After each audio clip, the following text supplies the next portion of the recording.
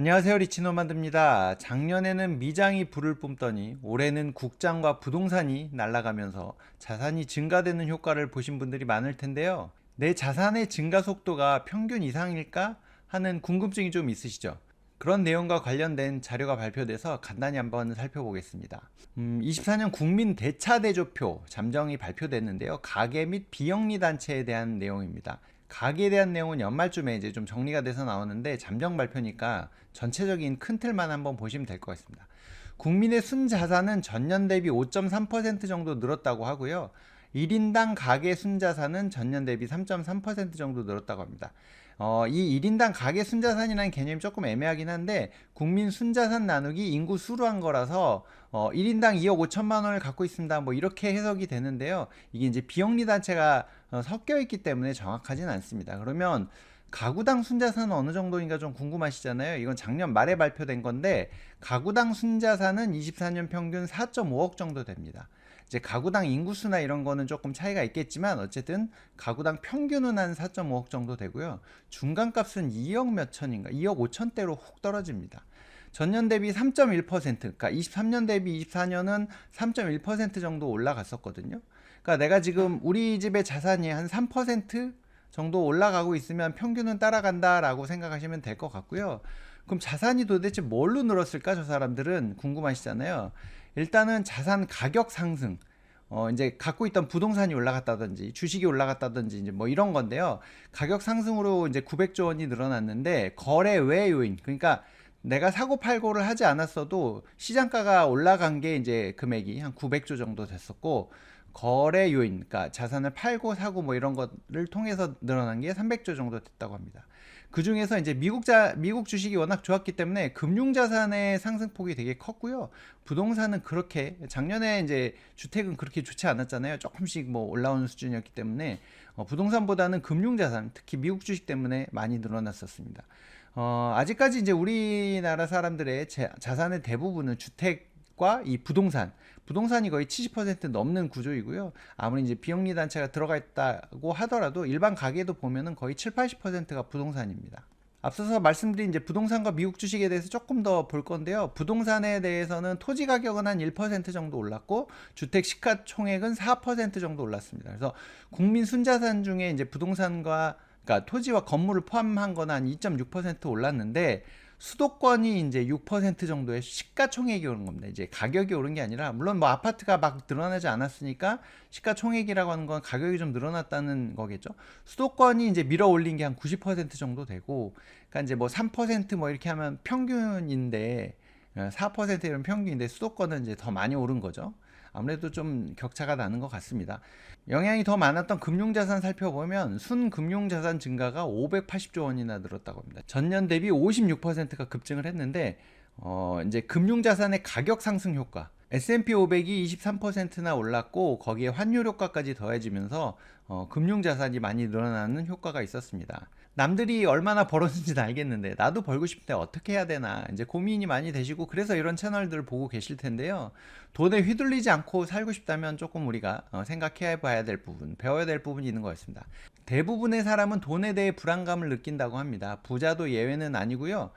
돈의 속성이 본질적으로 불안정하다고 합니다. 안정적으로 잘 가다가도 뭐 이런 이슈들이 터지면 훅 폭락하기도 하고 그렇기 때문에 혼란에 대비하고 시스템을 이해하고 이제 그런 체계를 만들어 놔야 되는데요.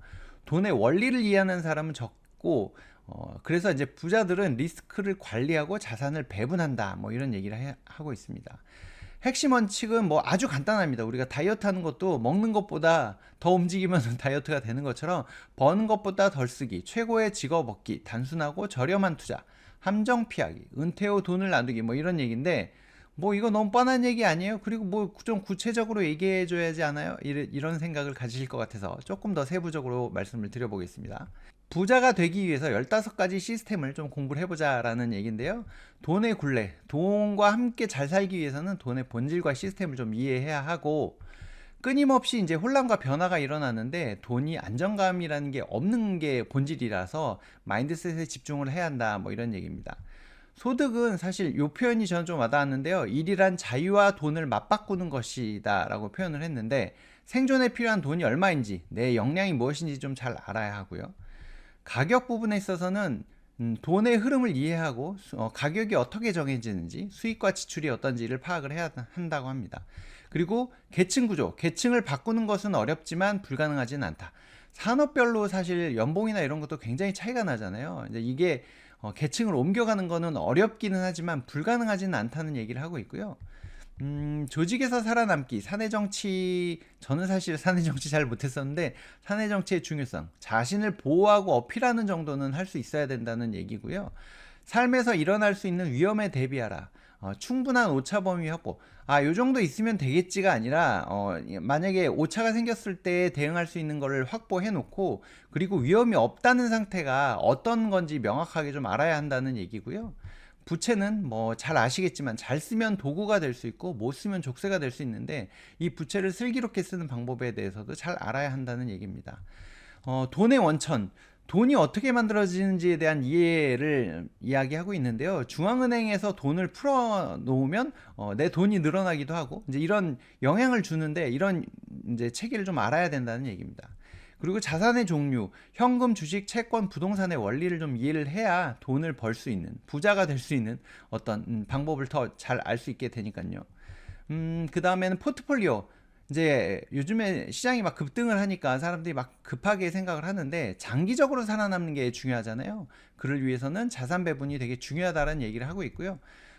다양한 투자 철학, 나한테 맞는 투자 방식이 있거든요. 누군가는 2배, 3배 레버리지를 찾지만 저처럼 배당주를 좋아하는 사람도 있고, 나만의 이제 투자 철학을 갖고서 나한테 맞는 방식을 찾아야 합니다.